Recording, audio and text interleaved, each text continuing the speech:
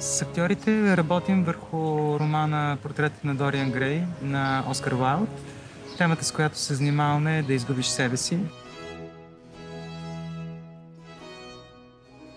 Нямаме предвид илюстриране или изобразяване на разказа, търсим смисловите стойности, които той е вложил вътре. Идеята е да изследваме как човек губи себе си, етапите, през които преминава и какво всъщност какво ни задържат да останем човеци и кое ни отдалечава от човешкото. Защото в много случаи греховете не се виждат. Те са много прикрити и грешните избори, които правим, са като отпечатък върху духовното ни аз. Бихме искали колко се може по-надълбоко да влезем.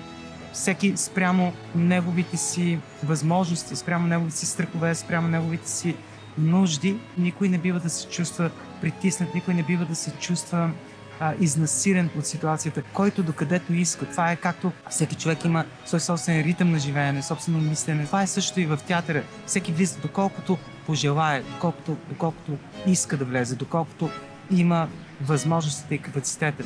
Така че дълбочината тя е безкрайна. Знаем, че дълбокото никога не може да бъде достигнато до край.